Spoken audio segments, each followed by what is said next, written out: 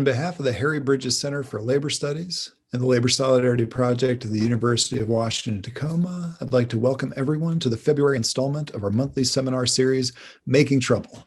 And this is one that I've been really excited about. We're going to be screening the new Independent Lens feature documentary, 9 to 5, The Making of a Movement, which is exciting enough on its own. But we're also going to be speaking to a group of local activists and organizers featured in the film, sharing their experiences in the movement and beyond. As I've been promoting this roundtable, I've been billing it as a roundtable featuring the women who lived the history.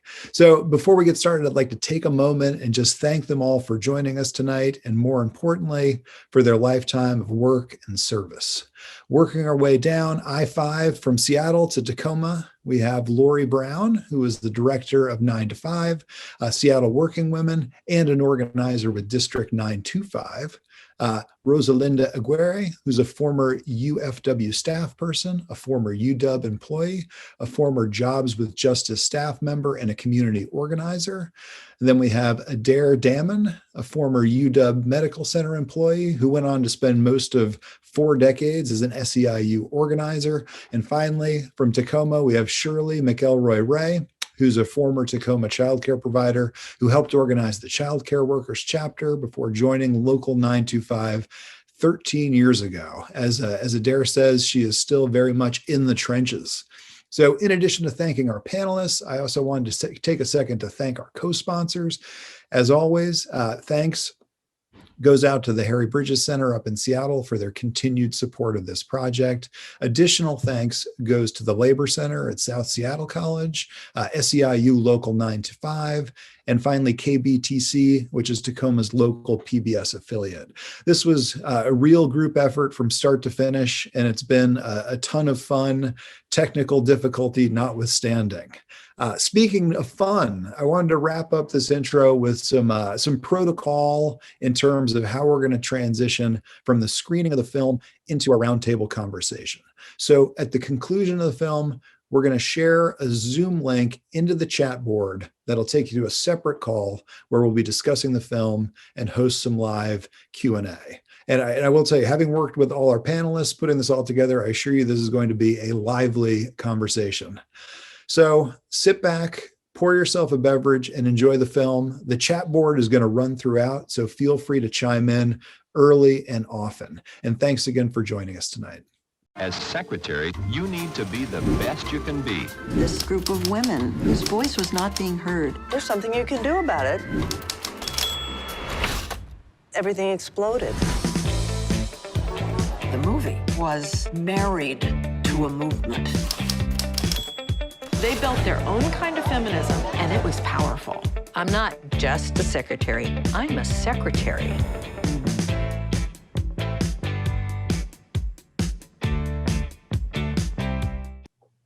I think, what emerges, especially at the end of that film, is the idea that that this work really allowed people to understand, what they can do and showed that there is a real value in the fight itself.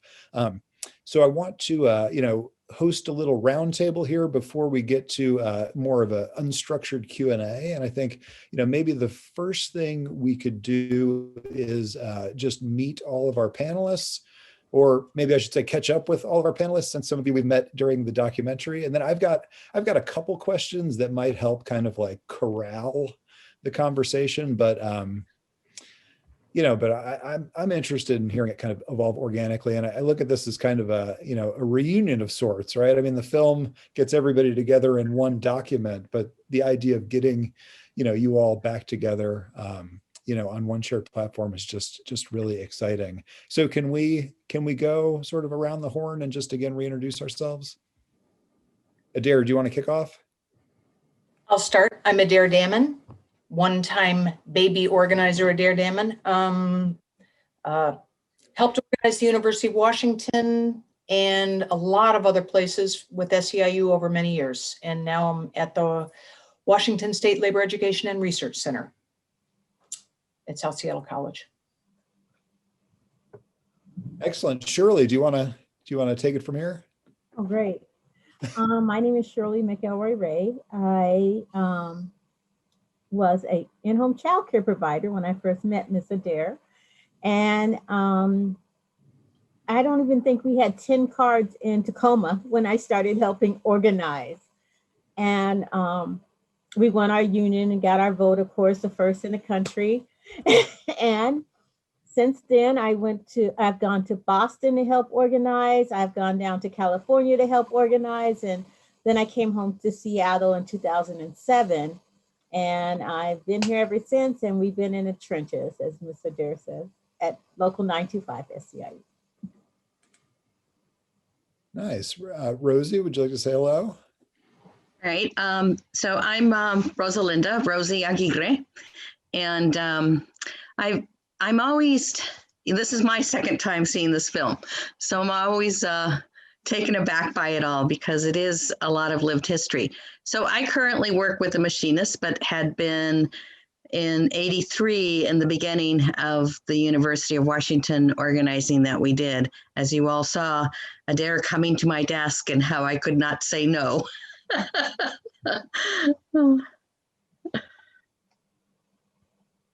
Excellent. And then rounding out our panel, we have Laurie. Hi, I'm Laurie Brown, and I was an organizer and then director at 9 to 5 Seattle Working Women. And then I went to SEIU Local 6 and also helped organize at District 9 to 5. I spent 20 years in the labor movement at 4 different unions. There weren't very many women in the labor movement at that time, and so I was recruited a number of times.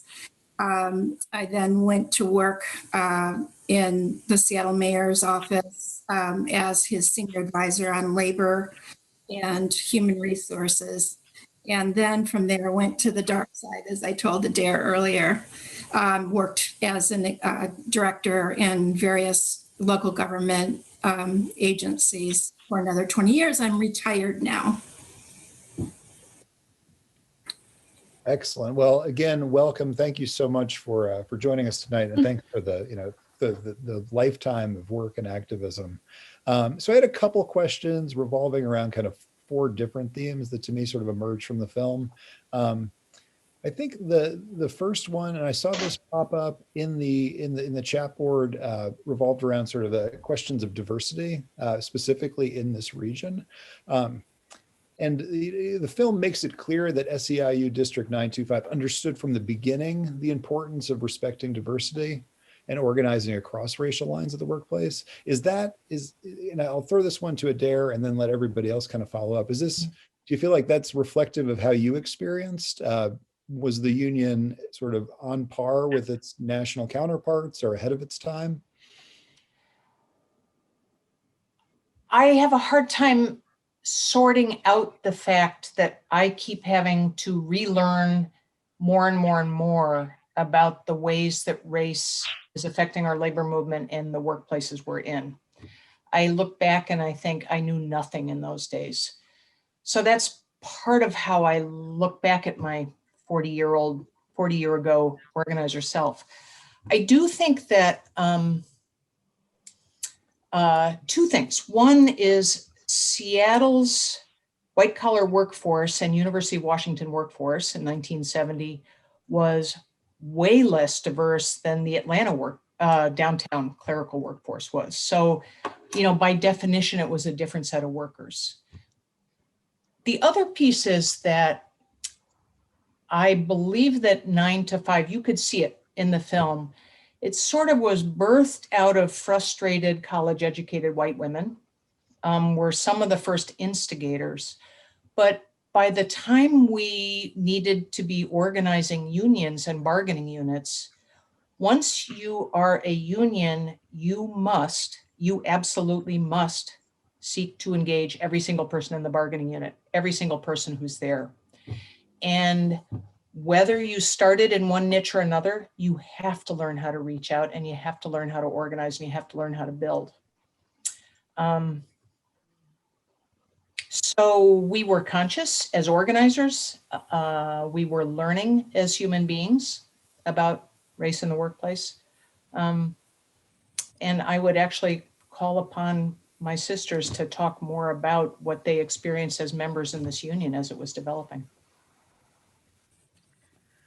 So as a Latina, you know, for myself, I think that I felt that I was part of the group, and I served on the National Executive Board. So I would travel to board meetings to Cincinnati or Cleveland. And then we also had our regional vice president, who was Ophelia Ely. And Ophelia, I think she was maybe in the first part of it.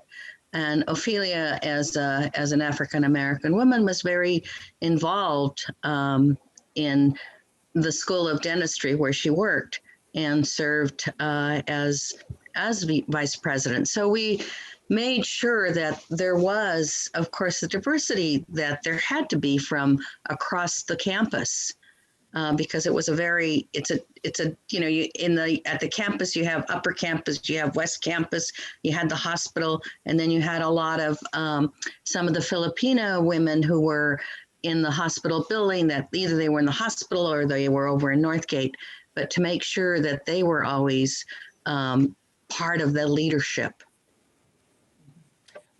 Rosalinda, you should talk about the English language only job action we did early on. So, you know, I was thinking about all the different actions that we did, and I mean, there were issues from the surveillance to the English language, which was taking place at the University of Washington, the Medical Center, where a lot of the women spoke, and men who were there spoke in Tagalog. And of course, other people didn't want them speaking another language to themselves. And so we really had a lot of support from the city. We had a huge rally at the hospital. In fact, we had the city of Seattle come over, and at that time it was, oh, my memory's going here.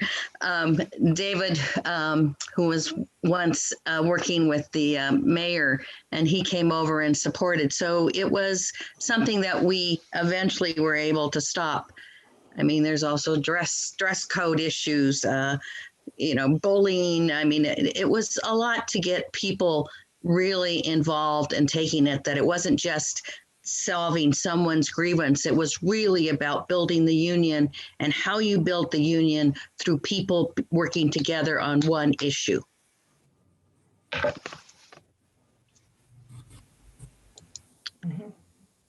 You know, and I can talk about just the fact of how childcare providers, when we first got organized.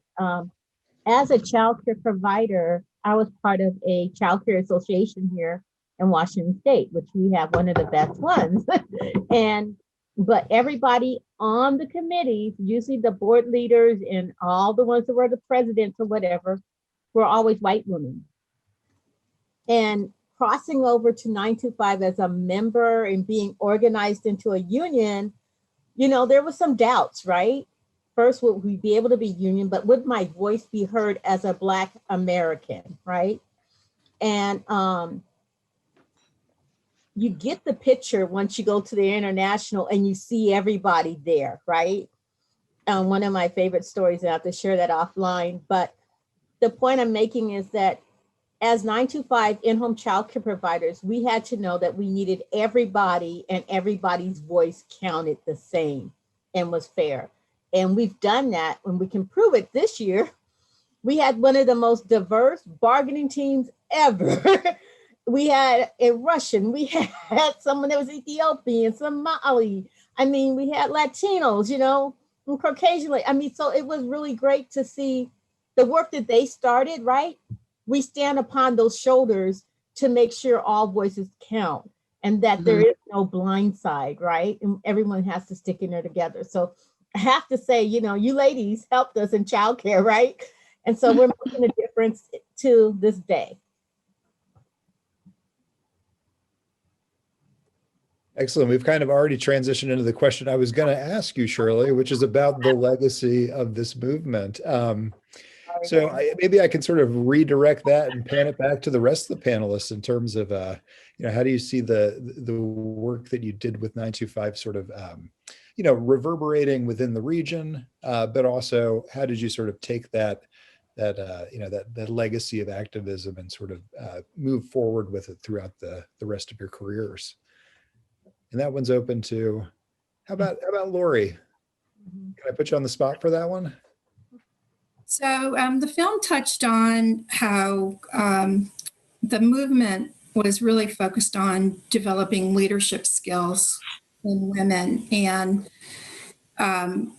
so rather than belabor that, because it gave a lot of examples of how that was done. Personally, I learned my leadership skills in 9 to 5. And I actually started out, I'm recalling now, I started out as an intern. I was doing independent study at Evergreen College, and 9 to 5 allowed me to come and work with them. And so learning, how to do public speaking, how to develop leadership in others, all the things that we learned in the 9 to 5 movement helped me as an organizer when I went on to the Service Employees Union, and we successfully organized a 1,000-person bargaining unit of service and maintenance workers. I had been a daycare worker and only knew how to talk to 3 and 4-year-olds. And so, I think that so many of the women that I know in the labor movement across the country started out in 9 to 5 and learned, in that organization.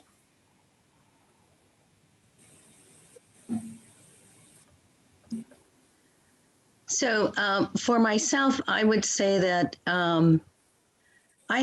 when Adair came to my desk, I had just returned from being in California for a period of time.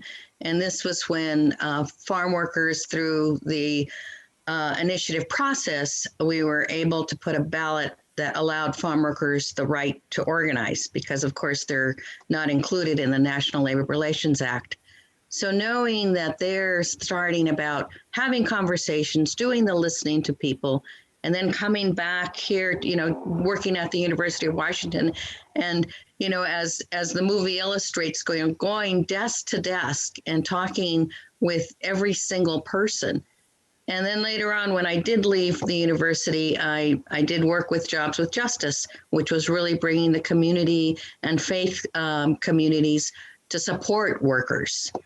And then one of the jobs I did, I worked with Spanish-speaking women, mostly all over the state, and we did this microcosm of organizing. And these were women who felt that they didn't necessarily were able to voice their concerns to a city council member or to anyone else about what they could do to make systemic change.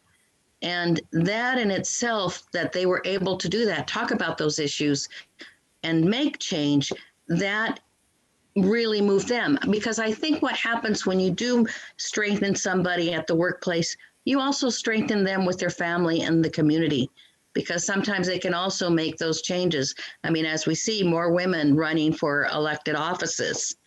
So, it all starts in one place.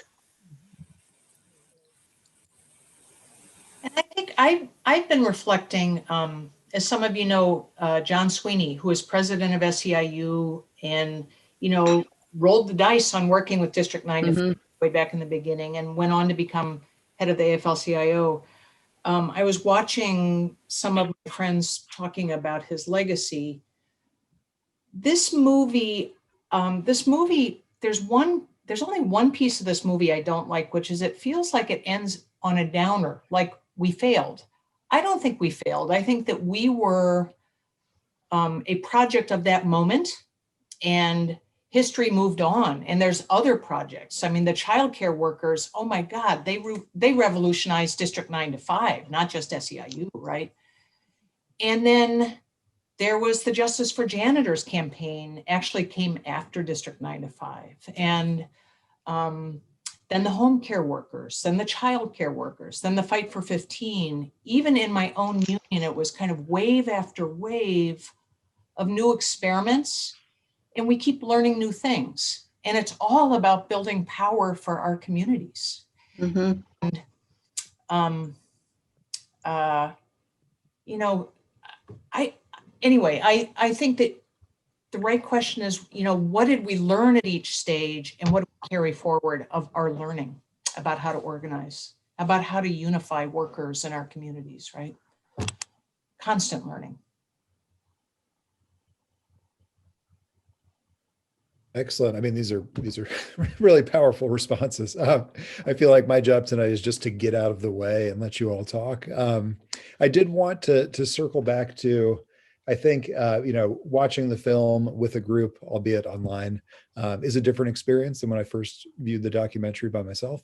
And the, you know, the material on sexual harassment was, you know, was intense in a way that, you know, is you know, it just sort of hit me a different way this time, you know, anticipating this conversation too. And I think I wanted to ask about, you know, in conversation leading up to this conversation, we talked about how, you know, this wasn't just kind of your prototypical fight against the bosses. And I feel like the film itself does a good job of showing the, you know, the degree to which the sexism was endemic to the labor movement itself.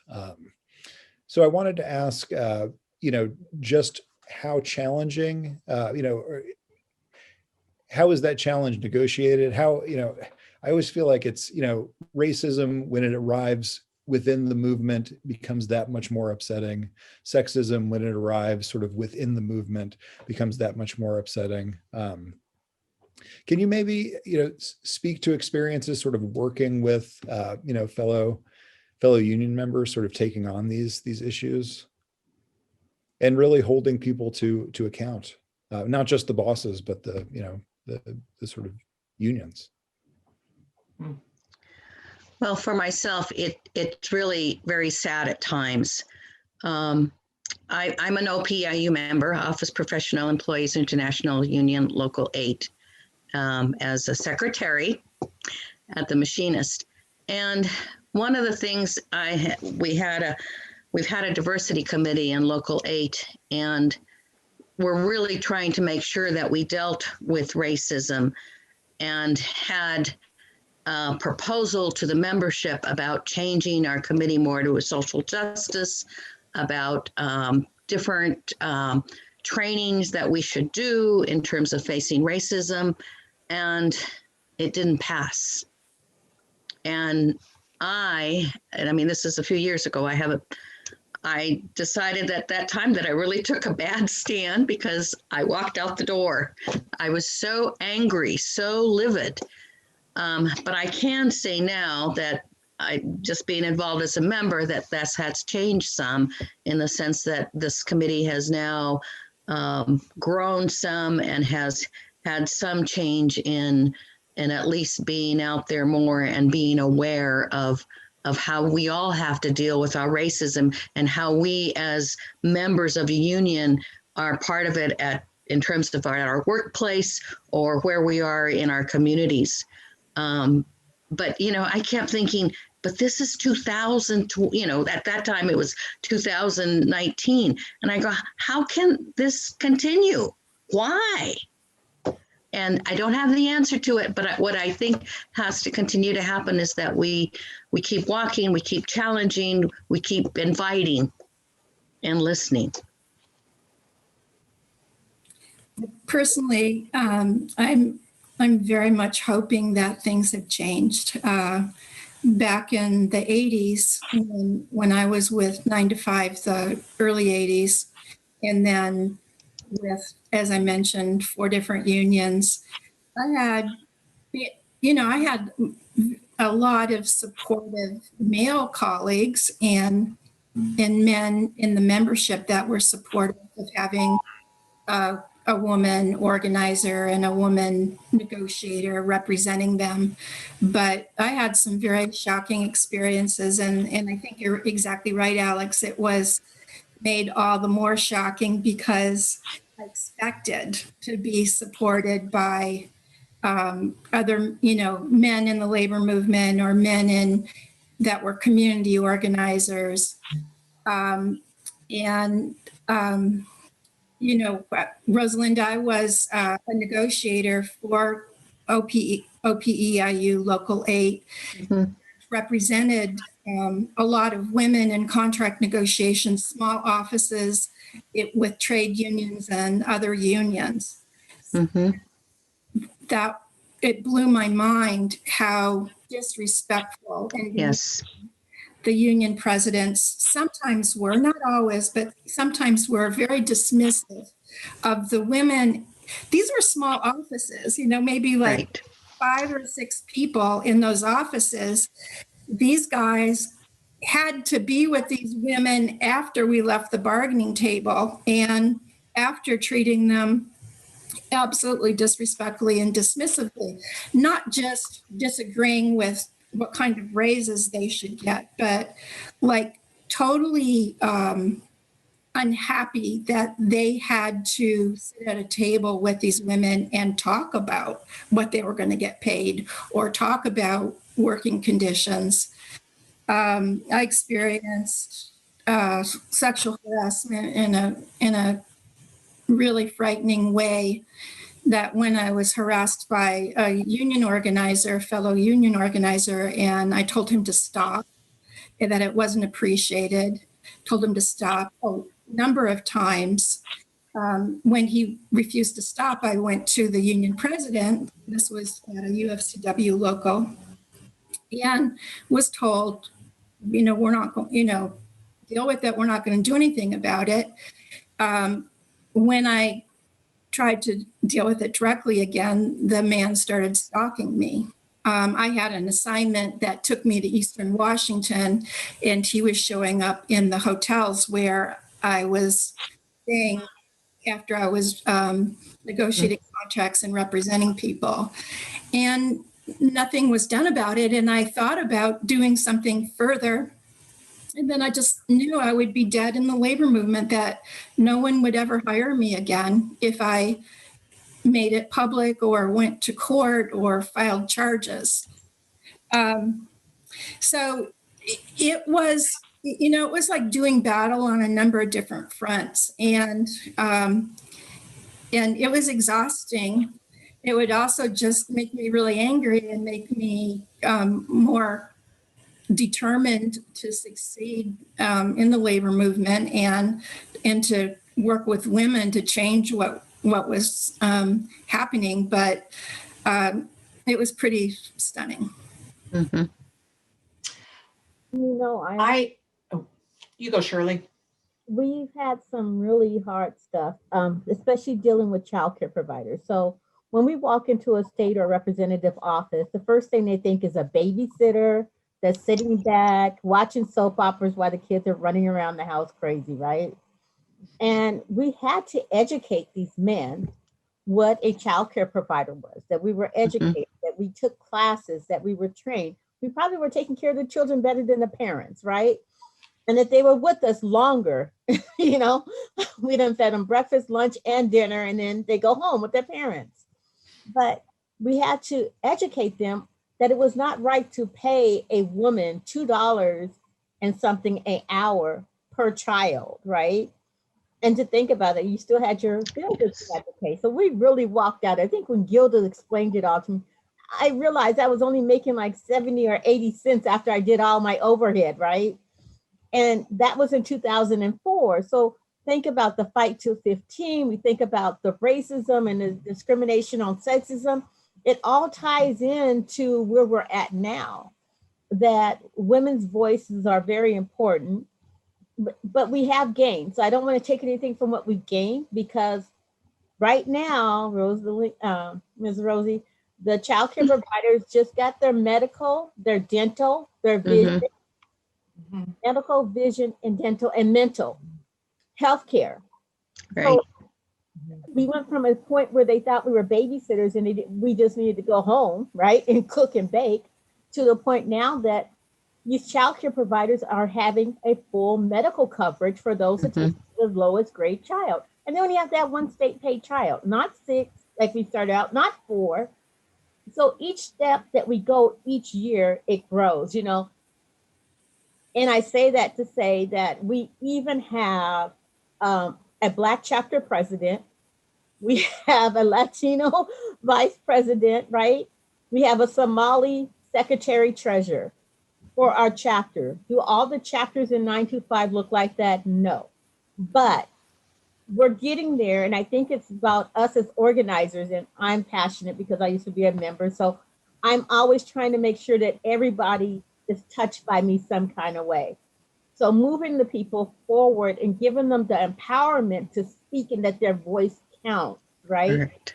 And there was a man that was sexually harassing the childcare providers.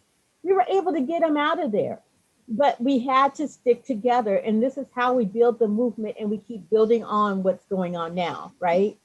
By fighting each step of the way, and everybody's voice counts, and making sure steward reps and all the other things that entail in the union, that these pieces are moved together. And I just feel really strongly about that. Even that it's Black History Month, and that we have to know that in the Black community, unions are really what kept our middle class going. Mm-hmm. This is what's going to keep these single women that are displaced homemakers or whatever you want to call them. It's going to keep them going. And if we can keep the child care unions and all the other unions going too as well. Thank you, Shirley.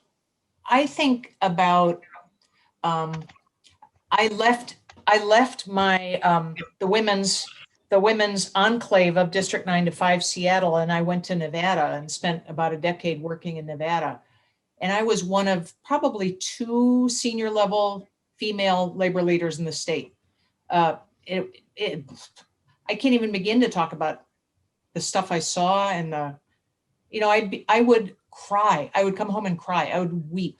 I would just come home weeping and weeping about things that I wouldn't believe as a Seattleite I would ever see in my life, much less endure, much less have to zip my lip and say nothing, Laurie. And yet, I look and I remember those job actions where people said, I'm not going to make coffee anymore. And now we have 2 women running for president of the AFL-CIO. Now, those are white women. I think white women are breaking through in the labor movement. I also look around me and see these amazing women of color coming up in the labor movement. And I can empathize with, I can't begin to know what they're going through, but they knock my socks off and they're going to change the labor movement. And, they're the next wave.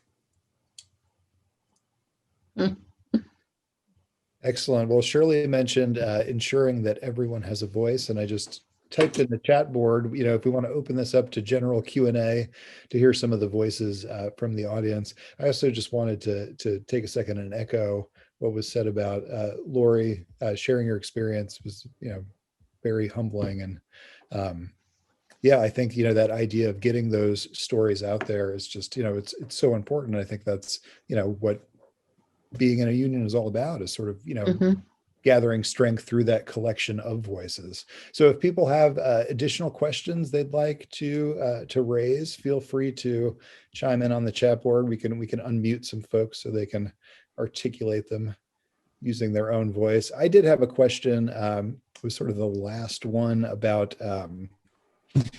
if they were to develop a 9 to 5 film specifically about this region, what was missing from this film? Maybe this is something to talk about as people post questions. If we could do a 9 to 5 story of the movement, Puget Sound region, what aspects of the labor movement should have been included in that documentary?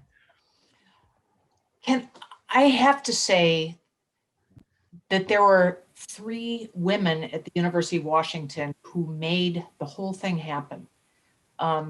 Judy Mars, Diane Faulkner, Patra Leeming. And if anybody who's watching remembers any of those people, there would have been no local 9 to 5 without those 3 women who made the University of Washington campaign happen. As 3 unaffiliated individuals, they figured out how to run a collective bargaining unit election. They went to the state. They did the whole thing, soup to nuts, by themselves. And I would want their story told. That's the same with me is, I mean, I know women that were in the District 9 to 5 group, Pam McEwen, Barbara Green. I mean, you want their stories told. I loved the film and I loved the focus of the film and learning more about the women in Cleveland and Atlanta and Boston. But I was like, oh, we have these great women too, you know, let's tell their stories. And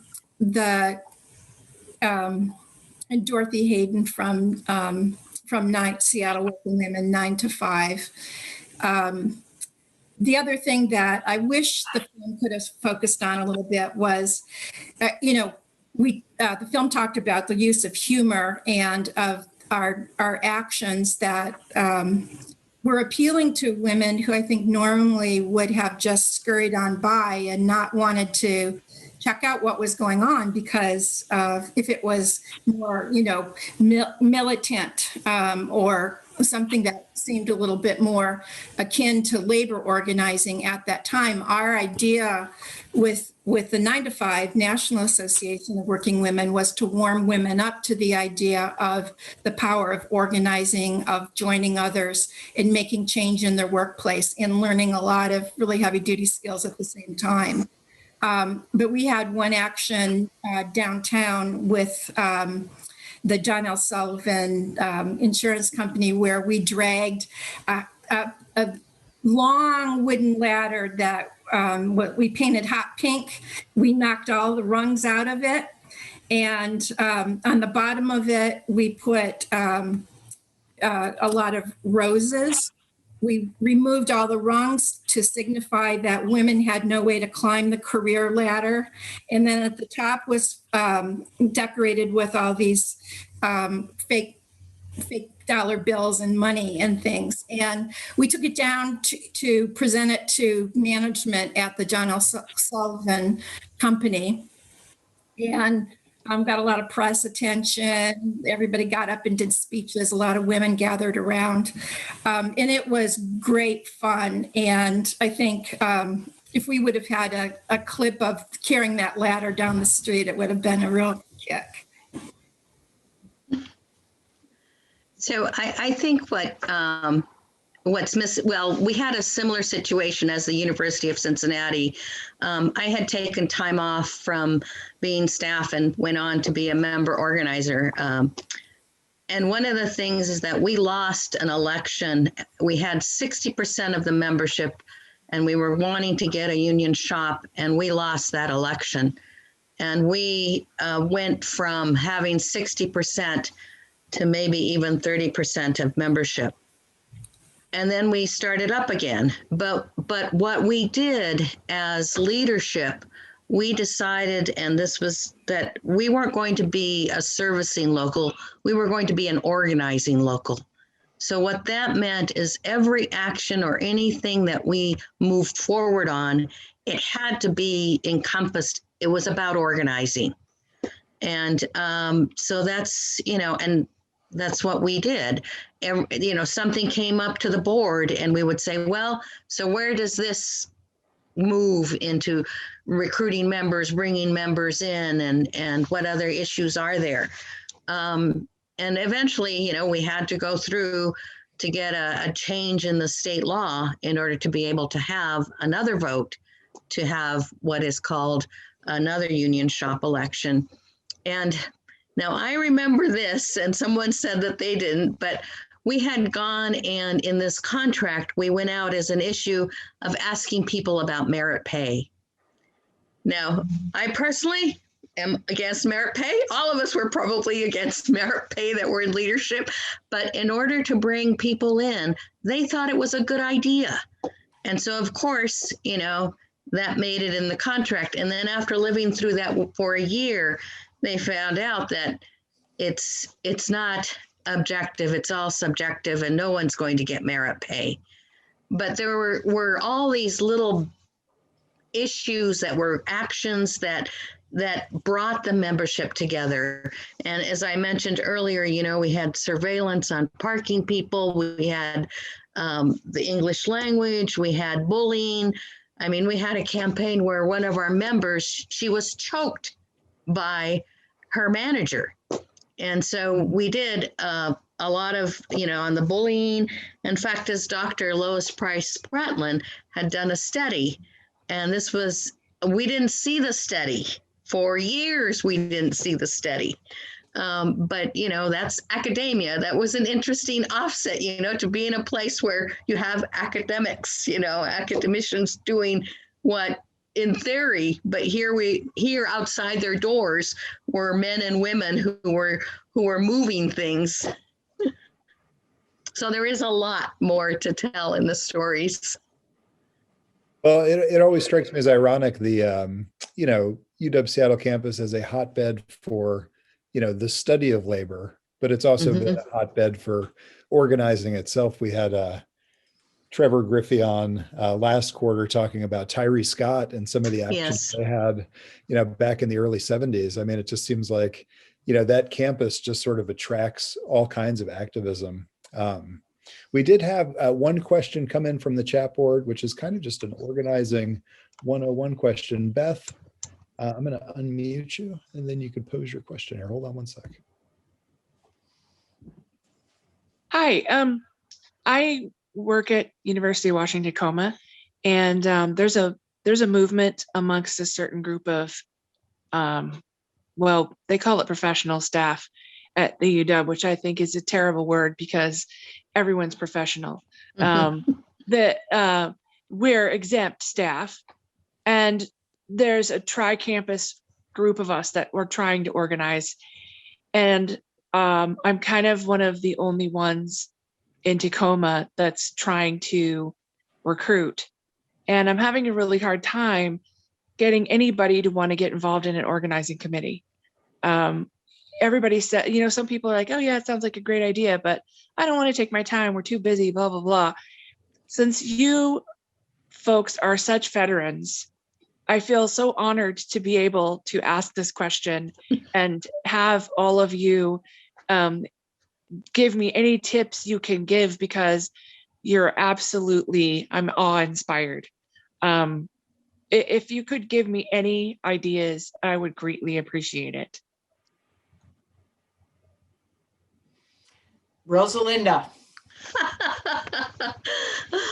It's always, sometimes you don't know who about the person that you're working next to, because at some time there is something about their life that you're in the conversation, and then suddenly, aha, that's what they're concerned about. And always, it's about being persistent. And sometimes, you feel a little tired about going back and back. And I always, there's that saying, and Adair had mentioned, you keep going back until they say no.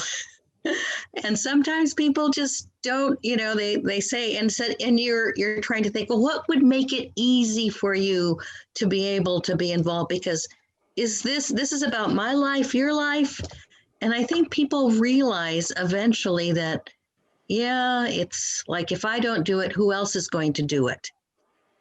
But, I was always surprised and intrigued when people did step up. And I think part of it too is that you're the example of somebody who's really making sure things happen. Rosalinda, what you just said has become the utter fascination of my later part of my organizing life, which is, what's that moment of truth? Mm-hmm. Every single person who steps up in an organizing drive has one.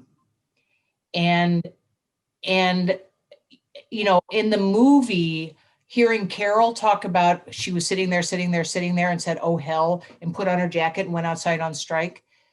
Every single person has a moment where they just flip from a passive watcher to taking action. And we have to figure out how to open the door to that, but we can't make it happen. All we can do is open doors, like open conversations, introduce people to experiences, but their life, something's there. People. And I don't know what it is. I have spent years thinking about this question. It's so fascinating to me. Mm-hmm. You know, I didn't even let Gilda, the organizer, I did not let that organizer in my house. She came to my door 3 times. She stood outside 3 times. Finally, she said, oh, is that biscuits you're making, homemade biscuits? Let me come in and get a biscuit. Next time she was sitting at the table and I'm juggling the children around. She's like, oh, just take your time. By the way, we're going to San Diego. We would love to have you come with us, right? But the whole thing was she sat and she heard my story each time she came. She found out that the licensor told me I had to choose 3 families to get rid of or get rid of my couch. I had to pull my curtains down. So she heard the stories, even though I was like pushing her off and not, you know, like this is never gonna work, right? Yes, Brooke, it was biscuits, yeah. And I think that that's the moment that we have to take. And my old director, Brooke, and Gilda and Kim and Karen, we've all talked about this, even you and I. You have to have that relationship visit with the people. Yeah. It's like having that lunch, right? Or having that time you get to know what the person's name is and their husband's name is. You can't just push in sometimes because people are scared. So you have to get to know them, right? You have to take steps and relationships. That you might not get there right now. And that's the mindset that us as childcare providers, I would say us Black ladies that was back in the movement back in 2004, our mindset was that we could not let this be a legacy that died and that they didn't get the respect of the next generation. So even if we're not in the movement or doing childcare, a lot of us are not, but we wanted to make sure that the next leg had a platform. There was licensors going in, taking license off the walls because someone couldn't speak English because they were Spanish speaking. I mean, we had all kind of crazy stuff going on, but we hung in there, right? And so we're still, you know, we're still fighting, but we've gotten things and we have a seat at the table, and that's what's important. So hang in there, whoever you are from Washington, please, I'm going to get your information so I can share it with the rep over at UW Tacoma, but just hang in there because every step of the way, we ended up with 2 votes because the Woofsy came in and had to have a, you know, action at us, but we hung in there and we got it done. So, you know, ladies that bake cookies can do miracles. Thank you all so much. I really appreciate it. Excellent. I want to be mindful of everyone's time. Having said that, I could definitely sit here and listen to you all talk for another couple hours. So if anybody has any other questions that they want to add to the chat board, go ahead and get those up on there. I will say again, you know, I mentioned this at the beginning of this Zoom call. It is just, you know, it's a real honor to be able to get you all together. You know, the film is one thing, but I know those, you know, you can edit a film together to make it look like those conversations are actually occurring between people, but it's, you know, it's kind of a solo project when you're in front of a camera. So getting all of you in front of a Zoom audience has been just really fantastic. And I'm so glad so many of the people who attended the screening made it over to the Zoom call here. There's several people in the audience who actually were also part of the story, and whether they want to pop in and say so, I am so glad to see you here.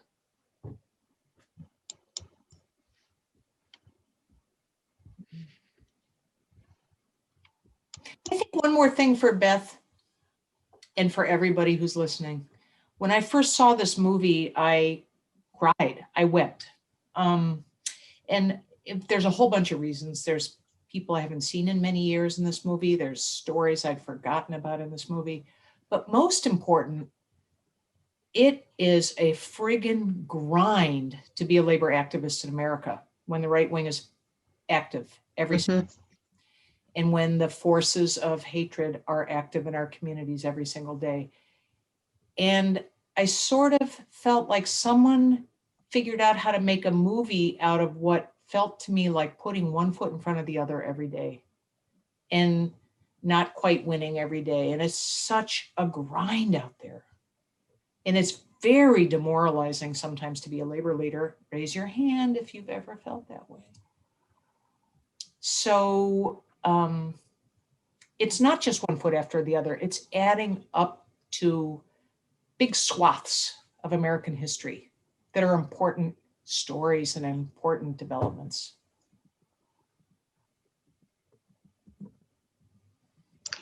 Well, I would also add one thing. It is a grind, but we're always going to have fun doing this. Because that's really important. And that's what we used to say as our our board and as an organizing committee, we'd always say, well, fun, even though it's the last item, we have to have fun doing this. And that was where the creativity of different campaigns would come in. Well, again, I just want to thank you all for joining us. This has been a fantastic event. I don't like to play favorites, but this may have been one of my favorite LSP events so far. It's been a production to put together, but I think it definitely was well worth it. And you all are, again, I mean, the word hero has been mentioned several times on this chat board and on the other chat board. And I think it is, 100% accurate adjective to ascribe to all of you. So thank you so much for tonight, but thanks for, just all the work and you have inspired all of us. Thank you, Alex. Yes, and thank you to everyone Thank as you, well. Alex. Good to see some of you who I know out there. Thank you for giving us an excuse for a reunion with some people we love.